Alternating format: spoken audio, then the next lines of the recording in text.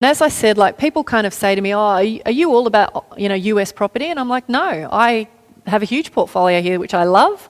But right now, what you want to be able to learn if you want to step up into being a more sophisticated investor, how to zig and zag.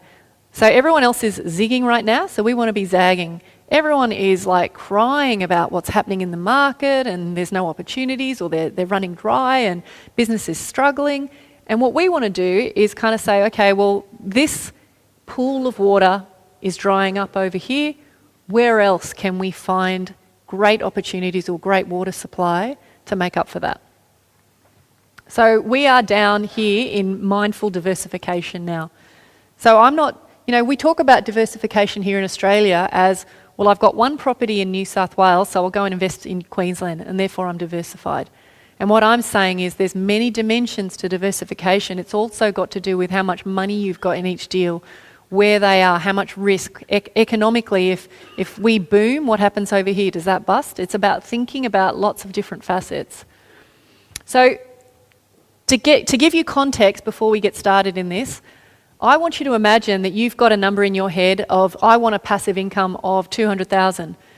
Now, if you were all in on Australian property, earning, say, 5% income stream gross, and after expenses earning 2%, so after all your expenses you get 2%, you would need $10 million worth of net assets here in Australia.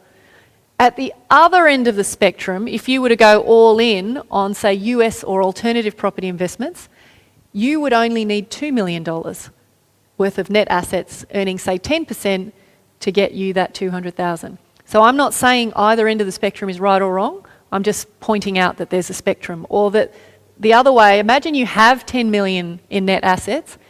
You could either be earning $200,000 if it was Australian property at best. And I can tell you now, I know people who have net assets of 10 mil that are earning less than 200. They're earning more like 80 because they've got massive maintenance costs. All the way through to the other end, $1 million in income stream off this end if you were earning, say, 10%. So again, I'm just pointing out that it's the spectrum.